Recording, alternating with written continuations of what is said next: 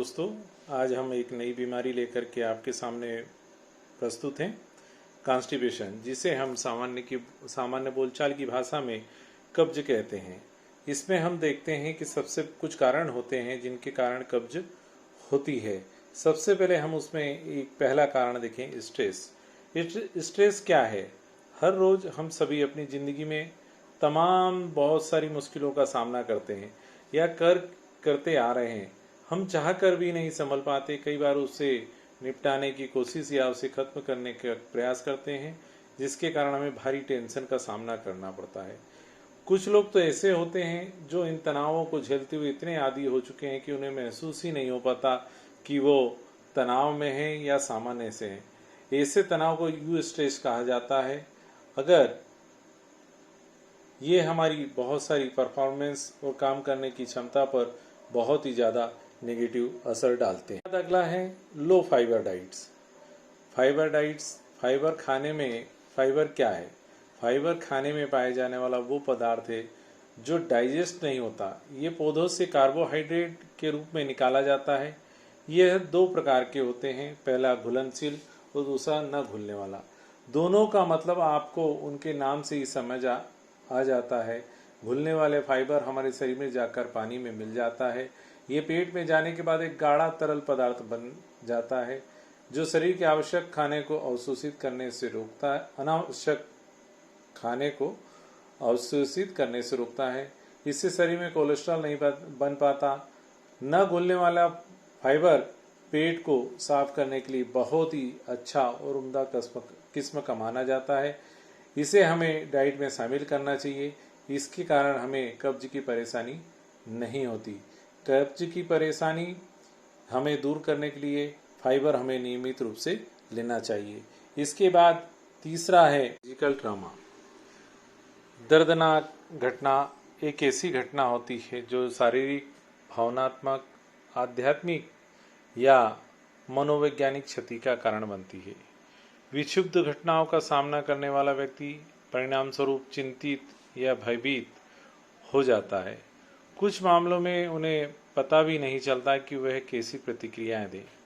व्यक्ति को दर्दनाक घटना से उबरने और भावनात्मक और मानसिक स्थिरता हासिल करने के लिए सहायता और समय की आवश्यकता होती है।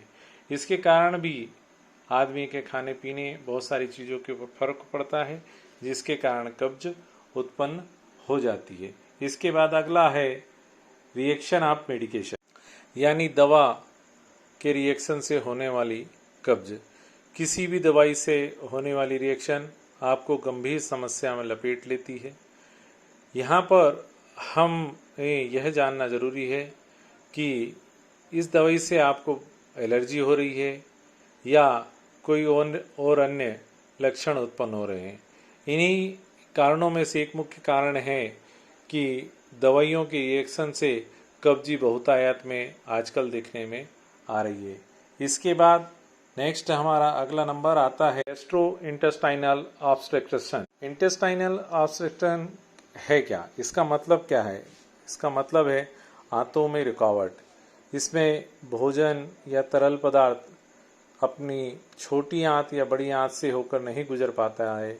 इस बीमारी में भोजन या लिक्विड आंतों में ही रुका रहता है। इसे बाउल ऑब्स्ट्रक्शन भी कहते हैं। इससे मल त्यागने और गैस पास करने में बहुत ही दिक्कत होती है।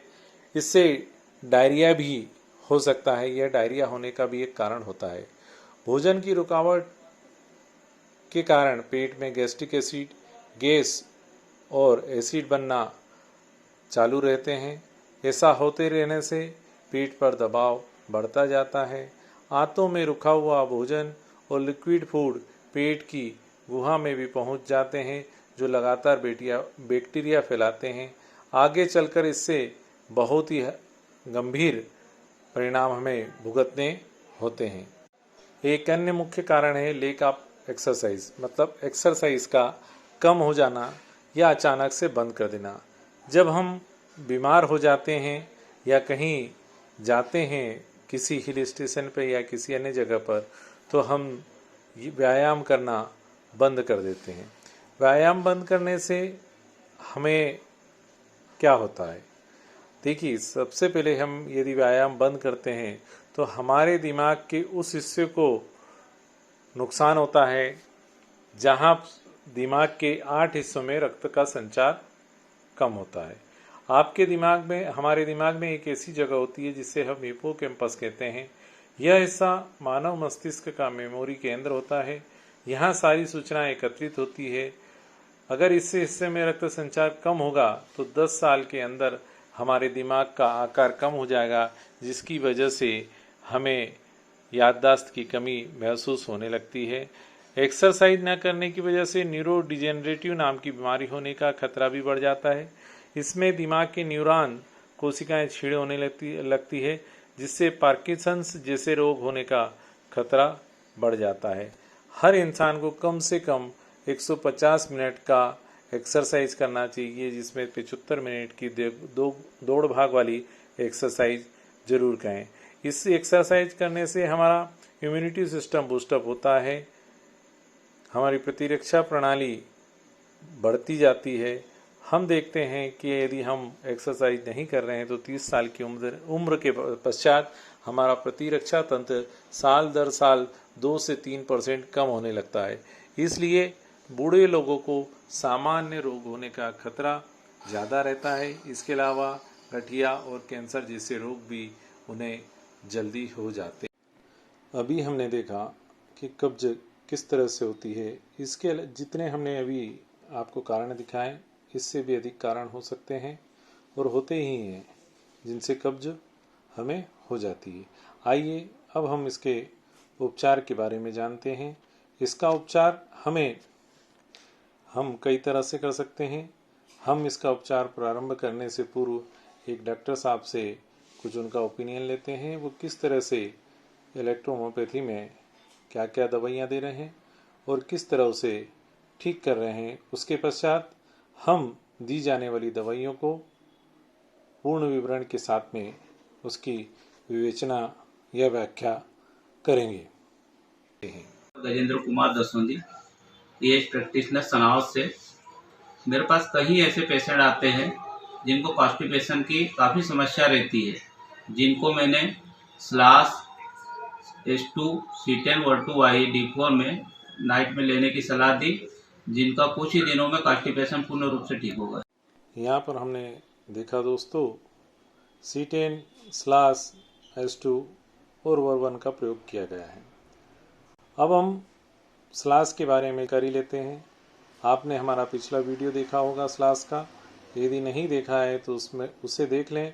उसके देखने के बाद आपको क्लियर हो जाएगा कि स्लास हम क्यों दे रहे हैं, क्योंकि उसके अंदर जेंशियाना लुटिया और एलोवेरा दो ऐसे प्लांट है जिनके मिलाने से हमें बहुत ही अच्छे परिणाम प्राप्त होते हैं। स्लास औषधि बनाई ही गई है पेट के अंदर या आंतों के अंदर जमे हुए मल को बाहर निकालने के लिए। अब हम इसके पश्चात अगले बारे में बात करते हैं, कैंसरेसो 10 या जिसे हम C10 कहते हैं। लोग अधिकतर साथी कहते हैं कि इन्होंने ये मेडिसिन दी, यह मेडिसिन उचित नहीं है। हमें मेडिसिन देने के पहले उसके प्लांट्स के बारे में विस्तृत जानकारी होना बहुत ही अत्यावश्यक है। अभी तक हम जो देखते आ रहे हैं कि उन्होंने C10 दिया, साथ में स्लास दिया, तो हमें भी C10 और स्लास देना चाहिए। हमें ओरिजिनल ड्रग के बारे में पता होना चाहिए। ओरिजिनल ड्रग मतलब प्लांट्स के बारे में पता होना चाहिए कि कौन सा प्लांट्स है जिसके उपयोग करने से हमें यह इच्छित परिणाम प्राप्त हो रहे हैं। अभी तक क्या होता आ रहा है, हम सिर्फ देख रहे हैं या किसी के देखा देखी या किसी के बताए हुए फार्मूले को अप्लाई कर रहे हैं। अब यदि हमें प्लांट्स के बारे में विस्तृत जानकारी हो जाती है तो हमें किसी के बताए हुए फार्मूले की ज़रूरत नहीं है। हम अपना फार्मूला स्वयं बना सकते हैं और उससे इच्छित या इच्छानुसार परिणाम प्राप्त कर सकते हैं। अब हम C10 के बारे में बताते हैं। यहाँ पर मात्र ऐसे प्लांट्स हैं 6 जिनसे हमको डाइजेस्टिव सिस्टम के बारे में या कहें उनके बारे में ही उसका विशेष परिणाम प्राप्त होता है। C10 में और भी प्लांट्स हैं, बाकी हम इतने ही प्लांट्स के माध्यम से इसका बहुत ही अच्छे परिणाम प्राप्त कर सकते हैं। इसे सबसे पहले पिम्पिनेला सक्सीफ्रागा, जो कि स्टमक में और इंटेस्टाइनल के जितने भी डिसऑर्डर्स होते हैं उसे ठीक करता है। दूसरा है विंसोटॉक्सिकम ऑफिसनल, जो कि डाइजेस्टिव प्रॉब्लम जितनी भी है उसको ठीक करने के काम आता है। रस टॉक्सी, जो कि माउथ, थ्रोट, स्टमक, एब्डामेन और रेक्टम में काम करता है। अगला प्लांट है चिलिडोनियम मेजस, जो गैस्ट्राइटिस, लीवर, जॉइंडिस में काम करता है। अगला है ओडोफाइलम प्लेटम, जो कि माउथ, लीवर, इंटेस्टाइन में काम करता है। साथ ही ये कि यहाँ ध्यान देने वाली बात है कि यह भी स्लाज जैसा लेक्सेटिव का काम करता है, जिसके कारण हमारा पेट जल्दी साफ हो जाता है। अगला प्लांट है कोनियम मैकेल्टम, जो कि लीवर पे काम करता है। और इसके साथ एक और प्लांट है जो कार्डस बेंडिक्टस है, जो कि डायरिया में काम करता है। अभी तक हमने कैंसरसों के ये प्लांट्स देखे जो कि हमें ज्ञात नहीं थे, हमें सिर्फ बताया गया कि C10 ही आपको उपयोग करना है, तो हम C10 ही यूज़ कर रहे थे। बाकी आज हम यहाँ पर C10 के बारे में हमने संक्षिप्त में जानकारी ली। आगे हमारे आने वाले वीडियोस के अंदर C10 और C10 के जितने भी प्लांट्स हैं, सिंगल प्लांट्स के बारे में भी हम वीडियो बना रहे हैं, जिनमें आप अधिक से अधिक जानकारी प्राप्त कर सकते हैं और उसके माध्यम से आप अपने रोगी को अपनी इच्छानुसार परिणाम दे सकते हैं। इसके बाद S2 की बात करी। अब यहाँ पर बहुत सारे हमारे साथी चिकित्सक कहेंगे कि S2 की इसमें आवश्यकता नहीं है। S2 की आवश्यकता इसलिए नहीं है कि उन्होंने कहा कि जो पढ़ा कि है टिश्यू रेमेडीज़ है, तो हम टिश्यू रेमेडीज़ के कारण ही इसके अंदर S2 का उपयोग नहीं करते, या किसी अन्य कारण से नहीं करना चाहते, या जो भी हमारे सीनियर्स ने बताया।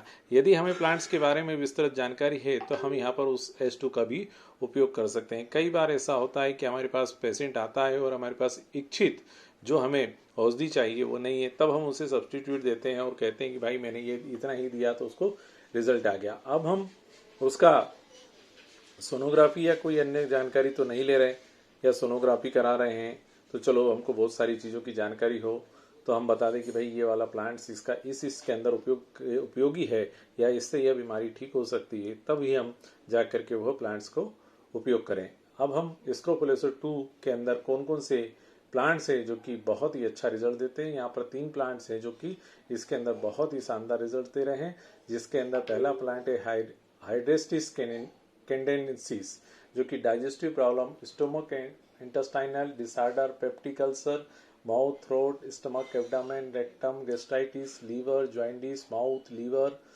इंटेस्टाइन, लेक्सेटिव, लीवर, डायरिया इतने पर काम करता है। एक अगला प्लांट है मेट्रिकेरिया कैमोलिया, जो कि डायरिया, इंडाइजेशन, डिस्पेप्सिया जिसको हम कहते हैं, एनेक्सिटी है ना, और इनके अंदर काम करता है। साथ ही साथ एक चीज़ यहाँ पर हमें बहुत ही अच्छी प्राप्त होती है, या कहें कि हमें ज्ञान के रूप में प्राप्त होती है कि छोटे बच्चे हैं उनको जो कोलिक पेन होता है उसके अंदर यह प्लांट बहुत ही उपयोगी सिद्ध हो रहा है। इसके बाद एक अगला प्लांट है वेरोनिका ऑफिसनेलिस, जो कि स्टमक के अंदर जितने भी प्रकार के अल्सर होते हैं उन सब के अंदर बहुत ही उपयोगी होता है। इस प्रकार हम S2 का भी उपयोग कर सकते हैं। जो लोग ये कहते हैं कि साहब S2 का उपयोग नहीं करना, तो यहाँ पर हम लोग उस प्लांट्स के बारे में जानकारी यदि रखते हैं तो हम S2 का भी उपयोग कर सकते हैं। कारण यदि वो हमें बताता है कि इस प्रकार के सिम्टम्स हैं कि मेरे अंदर ये हो रहा है, या हम उसको जांच करने के अभी हमने हमारे बहुत पहले वीडियो में बताया कि जांच करने के बहुत सारे तरीके होते हैं, तो उन सब तरीकों में से यदि हमें जांच करने में प्राप्त होता है कि कोई इंटेस्टाइनल डिसऑर्डर है या कुछ और प्रॉब्लम है, तो यहाँ पर हम उसको यह प्लांट भी या यह ग्रुप भी दे सकते हैं। इसके बाद एक हमारा जो विशेष आता है वर 1 या वर 2, हम वर 2 के बारे में बात करेंगे अगले हमारे आने वाले वीडियोस के अंदर। इन सब चीज़ों की बहुतायत या कहेंगे बहुत सारी जानकारी प्राप्त करेंगे। अब हम यहाँ पर देखें तो 6 ऐसे प्लांट्स हैं जो कि बहुत ही अच्छे तरीके से वर 2 का उपयोग करते हैं। अब हम सबसे पहले लेते हैं एलियम सटाइवम, जिसको हम लोग गार्लिक या लहसुन कहते हैं। बहुत प्राचीन समय से हम देखते आ रहे हैं कि लहसुन का उपयोग लहसुनादि वटी में आयुर्वेद में किया जाता है। किसी भी प्रकार की गैस या एसिडिटी या पेट की कोई भी समस्या है तो उसके अंदर लहसुनादि वटी का उपयोग बहुत लंबे समय से करते आ रहे हैं। और आयुर्वेद के अंदर वेदों को देखें तो लहसुनादि वटी के से ही बहुत सारे रोगों का शमन करते आ रहे हैं। यहाँ पर एलियम सटाइवम, सोथिल्य प्रधान कुपचन, उदरसूल, डायरिया, उल्टी और पेट के अंदर कभी कभी केंचुए हो जाते हैं, उनमें भी यह बहुत ही अच्छा उपयोगी सिद्ध होता है। हम देखते हैं कुछ लोगों को आंव की लगातार शिकायत होती है, तो यह पर हम एलियम सटाइवम मतलब वर्मीफ्यूगोस में एलियम सटाइवम होने के कारण यह आंव में भी बहुत ही अच्छा प्रभाव डालता है, जिसको हम कहते हैं कि इंटेस्टाइनल डिसऑर्डर जितने भी हैं सभी को यह प्रकार से खत्म कर देता है। अगला प्लांट है डिक्टमनस एल्बस, जो कि डाइजेस्टिव प्रॉब्लम्स जितनी भी होती है, यहाँ पर हम एक एक बीमारी का नाम नहीं ले रहे हैं या उससे संबंधित किसी भी चीज़ की जानकारी नहीं दे रहे हैं, हम यहाँ पर संक्षिप्त में आपको बता रहे हैं। हम आने वाले अपने सिंगल प्लांट्स वीडियोस और ग्रुप वीडियोस, ग्रुप मेडिसिन जैसे वर्मीफ्यूगोस, उसके अंदर आपको पूर्ण जानकारी देंगे। यह डाइजेस्टिव प्रॉब्लम्स के साथ एंटी स्पास्मोडिक का भी काम करता है, साथ ही यह बहुत ही अच्छा टॉनिक का काम कार्य करता है। किसी भी प्रकार की बीमारी हो या कुछ हो तो उसकी जो कमजोरी है उसको दूर करने का भी काम करता है। इसी के साथ अगला प्लांट है रूटा गिरविलोनेंस, जो कि डायरिया, स्टमक, एब्डामेन में बहुत ही अच्छा काम करता है। साथ ही रेक्टम में जितनी भी प्रकार की प्रॉब्लम्स होती है उन सबको यह दूर करने का कार्य करता है। अगला प्लांट है थाइमस सर्पिलम। यह अब हम यदि इसके अंदर देखें तो इसे यदि कहा जाए तो बहुत ही सुपर्ब प्लांट के रूप में इसको जाना जाता है। किसी भी उसमें हम देख लें, पैथी में, आयुर्वेद, होम्योपैथी, यूनानी, किसी में भी देखें तो सुपर्ब प्लांट के रूप में इसको माना जाता है। यह पूरा का पूरा सर्कुलेशन जो है उसको स्टिमुलेट करता है, डाइजेस्टिव सिस्टम को स्टिमुलेट करता है, सिक्रेशन जो हार्मोन्स है, सिक्रेशन ऑफ हार्मोन्स को उत्सर्जन का कार्य करता है, हार्मोन्स को सिक्रेट करने का काम करता है। साथ ही यह पूरे मेटाबॉलिज्म को स्टिमुलेट करता है और उसको ताकत देता है। अगला इसी के अंदर यदि देखें हम तो हमारी जो अपच है या भूख नहीं लगती है उसके अंदर भी इसका बहुत ही अच्छा परिणाम प्राप्त होता है और इस सब को ठीक करने के साथ साथ यह हमारी बॉडी को हेल्दी बॉडी बनाने में भी उपयोगी सिद्ध होता है। अब हम यहाँ पर देखते हैं यूफोर्बियम ऑफिसिनेलिस, जो कि स्टमक में बहुत ही अच्छा काम करता है, यहाँ तक कि यह भूख लगाने का भी काम करता है। हमने कई पेशेंटों को देखा है कि जो कब्ज हो जाती है, कॉन्स्टिपेशन होता है, उन परिस्थितियों में उन्हें भूख पूरी तरह से खत्म हो जाती है या कुछ इस तरह से भूख लगती है कि उनको भूख भी लगती जाती है, बाकी उनका पेट नहीं भरता। यहाँ पर यह पौधा जो है बहुत ही अच्छा कार्य करता है और उनकी भूख को सामान्य करता है और प्राकृतिक रूप से भूख लगाने का कार्य भी करता है। इसके बाद यदि हम देखते हैं कोल्ड ड्रिंक वगैरह हम पीते हैं, उसके कारण कुछ प्रॉब्लम्स होती है तो उसको भी यह ठीक करता है। एब्डामेन की जितनी भी प्रॉब्लम्स है उसको यह ठीक करता है, जैसे स्पास्मोडिक पेन है ना, फ्लूटेंट कोलिक है, स्टूल्स फर्मेंटेड हो गया है, प्रोफ्यूज है, क्लेवीफिल हॉलो है। इस प्रकार की बहुत सारी बीमारियों के अंदर वर्मीफ्यूगो 1 या वर2 का उपयोग किया जा सकता है। दोस्तों, अभी हमने यहाँ पर इन 3 प्लांट्स के बारे में देखा, 3 ग्रुप के बारे में देखा कि यहाँ पर हमने S2 देखा, C10 देखा और वर2 देखा। हमने इसके पहले अपने वीडियो के अंदर स्लास का पूरा विवेचना की है, उसकी व्याख्या की है। आप उन दोनों को देख सकते हैं कि उनके अंदर कौन कौन से प्लांट्स हैं। हमारे आने वाले वीडियोस के अंदर आपको ये सब चीज़ें बहुत ही गहन अध्ययन के साथ में मिलेगी। आप यदि प्लांट्स और इन सब की जानकारी ही रख लेते हैं तो आपको अपने हिसाब से डोज बनाने की बहुत ही बढ़िया माहिती हो जाएगी। धन्यवाद दोस्तों। अब हम मिलते हैं हमारे अगले वीडियो में। पुनः धन्यवाद।